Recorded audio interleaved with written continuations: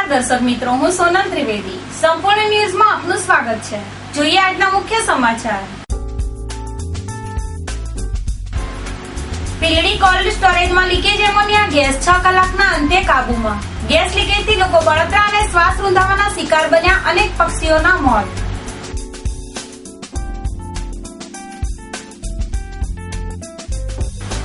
અંબાજી મંદિરમાં પ્રસાદ ચકાસણી બાદ કરાશે વિતરણ. ફૂડ એન્ડ ડ્રગ્સ વિભાગ દ્વારા પ્રસાદના લેવાયા સેમ્પલ.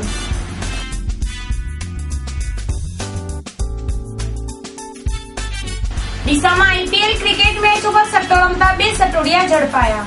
એલસીબી અને એસઓજીની સંયુક્ત ટીમે બંધ મકાનમાં રેડ કરી સટ્ટાનો કર્યો પર્દાફાશ.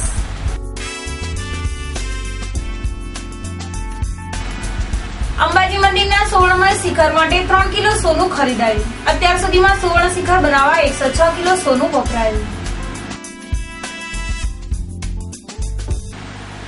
સંપૂર્ણ ન્યૂઝ આપણી આંગળીના ટેરવે આપના એન્ડ્રોઇડ મોબાઈલના પ્લે સ્ટોરમાં જઈ સંપૂર્ણ ગુજરાતની એપને ડાઉનલોડ કરો તથા ઇન્ટરનેટ ઉપર સંપૂર્ણ ન્યૂઝ જોવા લોગિન કરો www.youtube.com/સંપૂર્ણ-ન્યૂઝ. જોઈએ સમાચારો વિગતવાર. બનાસકાંઠા જિલ્લાના ડીસા રાધનપુર હાઈવે પર આવેલ ભીલડી ગામ પાસે એક કોલ્ડ સ્ટોરેજમાં એમોનિયા ગેસ લીકેજ થવાની ઘટના બનતા તંત્રમાં દોડધામ મચી જવા પામી હતી. એમોનિયા ગેસ લીકેજના પગલે સ્થાનિક ગ્રામજનોને ગુંગળામણ થતા લોકોને ગામની બહાર સુરક્ષિત જગ્યાએ ખસેડ્યા બાદ 4 કલાકની ભારે જહેમત બાદ મહામુસીબતે ગેસ લીકેજને કાબૂમાં લેવાયો હતો.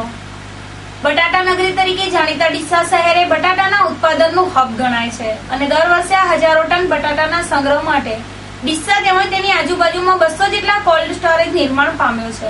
પરંતુ તંત્રની લાપરવાહીને સુરક્ષાના અભાવે વારંવાર આ કોલ્ડ સ્ટોરેજોમાં એમોનિયા ગેસ લીકેજ થતી હોવાની ઘટના બનવા પામે છે.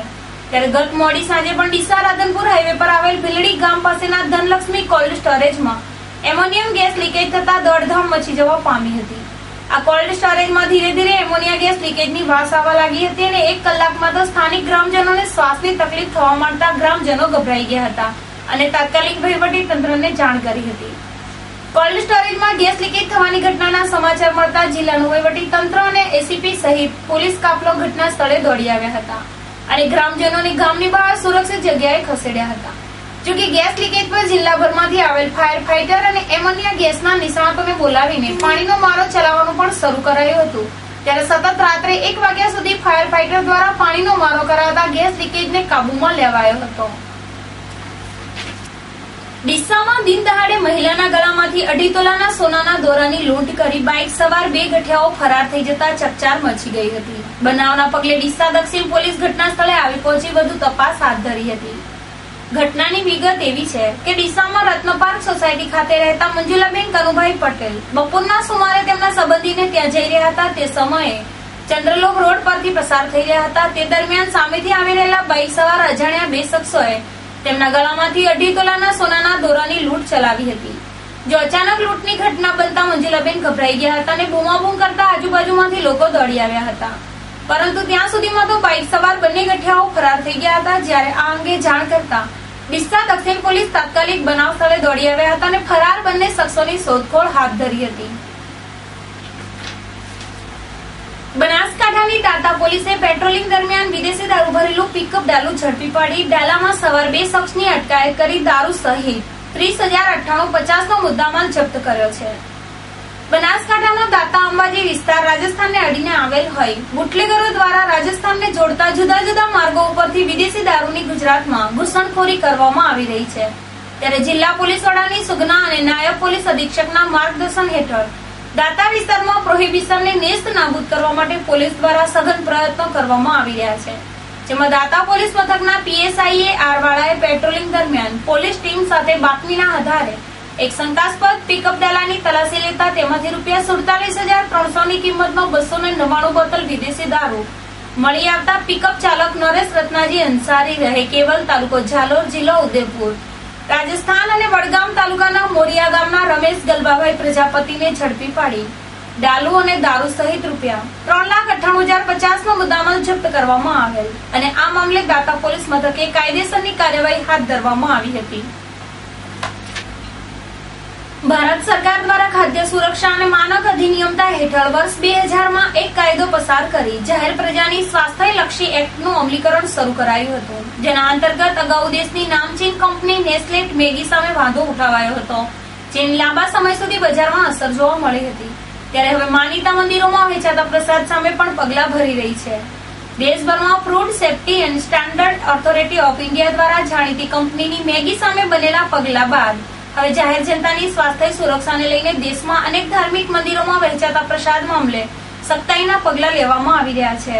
ત્યારે ગુજરાતના પ્રસિદ્ધ યાત્રાધામ અંબાજી મંદિરમાં પણ વર્ષે લાખો શ્રદ્ધાળુઓ દર્શનાર્થે આવતા હોય છે, જ્યાં મોહનથાળનો પ્રસાદ બોક્સ પેકિંગમાં વેચવામાં આવે છે, જેમાં ચણાનો લોટ, ઘી અને ખાંડ જેવા પદાર્થો મેળવીને પ્રસાદને તૈયાર કરવામાં આવે છે, જે મટીરીયલની પૂર્વ ચકાસણી કર્યા બાદ જ ઉપયોગમાં લેવાતા હોવાનું મંદિર ટ્રસ્ટના કોન્ટ્રાક્ટર ગુણવંત પંચાલનું માનવું છે.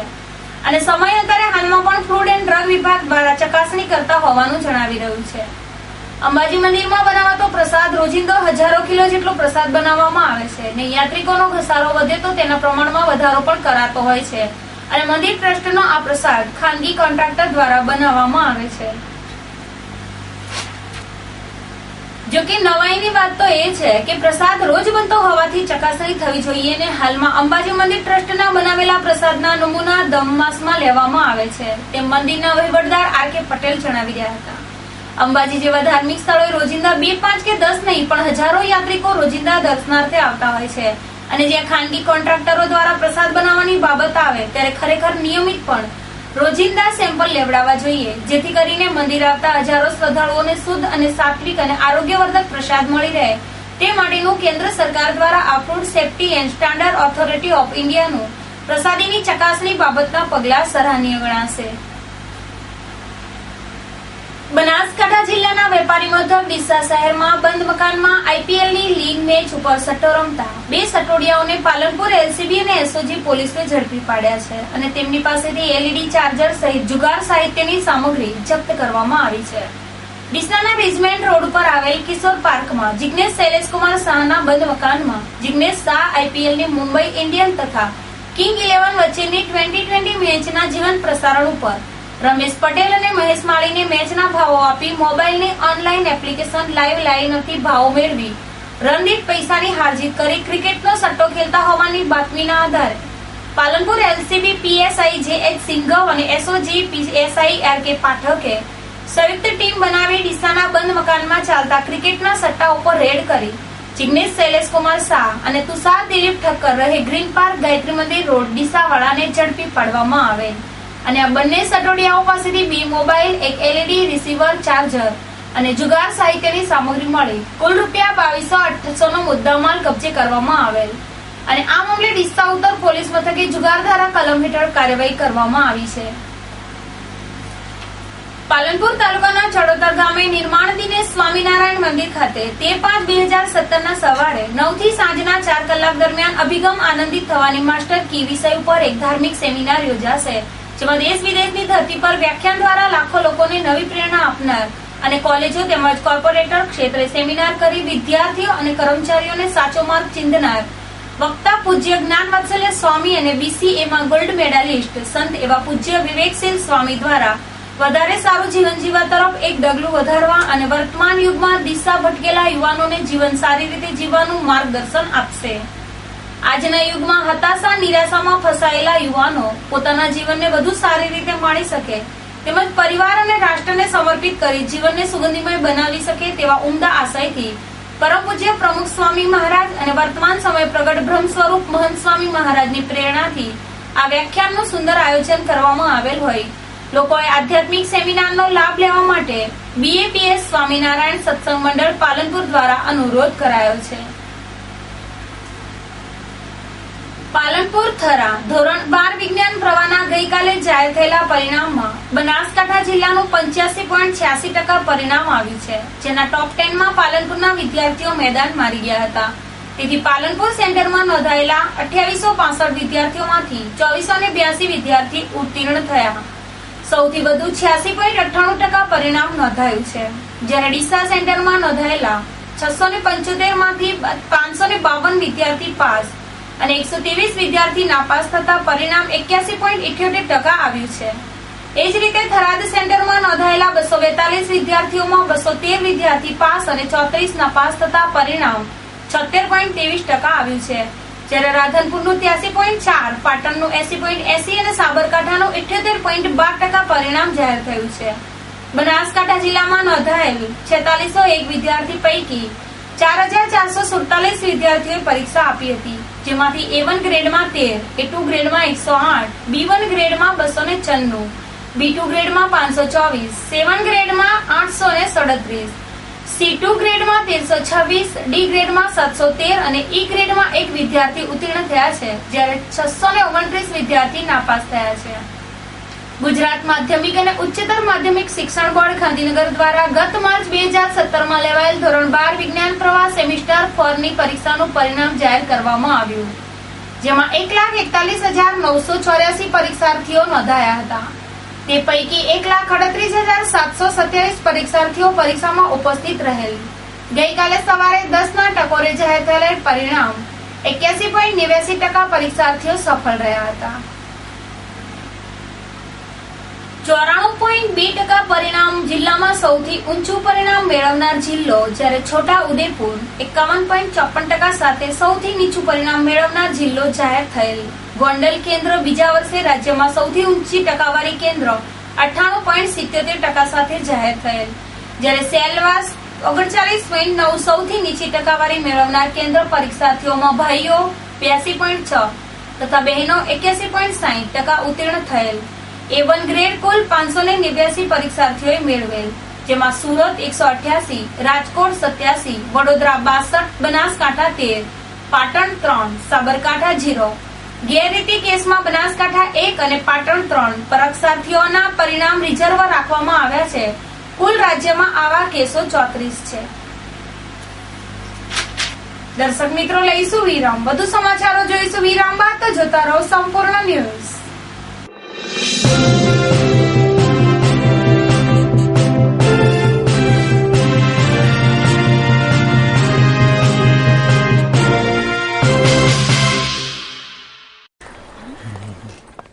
Good morning sir.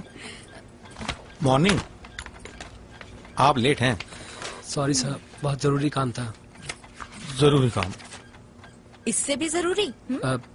आज मेरा जन्मदिन है sir. Oh, happy birthday. Thank you sir. घर पे मम्मी ने आरती उतारी होगी. केक मंगाई इनके लिए, केक चॉकलेट वाला. सर, हर साल मैं अपने जन्मदिन पर क्या लेट आते हैं? नहीं सर, हर साल मैं अपने जन्मदिन पर ब्लड डोनेट करता हूँ. आप बैठिए ना प्लीज. किसी की जिंदगी आपकी वजह से रक्तदान करें. सोचिए मत, करके देखिए, अच्छा लगता है.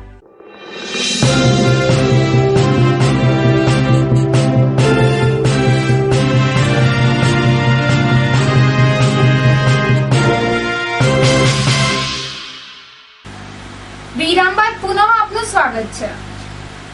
4 વર્ષ પૂર્વે અંબાજી મંદિર શિખરને સુવર્ણમય બનાવવા માટે અંબાજી દેવસ્થાન ટ્રસ્ટ દ્વારા વિશ્વમાં વસતા શ્રદ્ધાળુઓને દાન અર્પણ કરવાની પહેલ નાખવામાં આવી હતી. દાતાઓ દ્વારા ઓનલાઈન ચેક તેમજ ડ્રાફ્ટ સ્વરૂપે અત્યાર સુધી મોટી માત્રામાં સુવર્ણ જમા થવા પામ્યું છે, જેને લઈને અત્યાર સુધીમાં 58 ફૂટ જેટલી સુવર્ણ મઢવાની કામગીરી થઈ ચૂકી છે. ત્યારે ટ્રસ્ટ દ્વારા બુધવારે વધુ 3 કિલો અને 175 ગ્રામ સોનું, કિંમત ₹90,98,000 અંકે 90,98,000 સોનું ભારત સરકારના ઉપક્રમે ખરીદવામાં આવ્યું છે. મંદિર ટ્રસ્ટના સૂત્રોના જણાવ્યા મુજબ હજુ પણ 10 ફૂટ જેટલી સુવર્ણ કામગીરી બાકી છે, જેમાં 25 કિલોગ્રામ સોનું હજુ પણ જરૂરિયાત વર્તાઈ રહી છે, જ્યારે અત્યાર સુધીમાં 105 કિલો અને 950 ગ્રામ સોનું વપરાઈ ચૂક્યું હોવાનું તેમણે ઉમેર્યું હતું. આ હતા અત્યાર સુધીના સમાચાર. વધુ સમાચાર સાથે ફરી મળીશું. નમસ્કાર.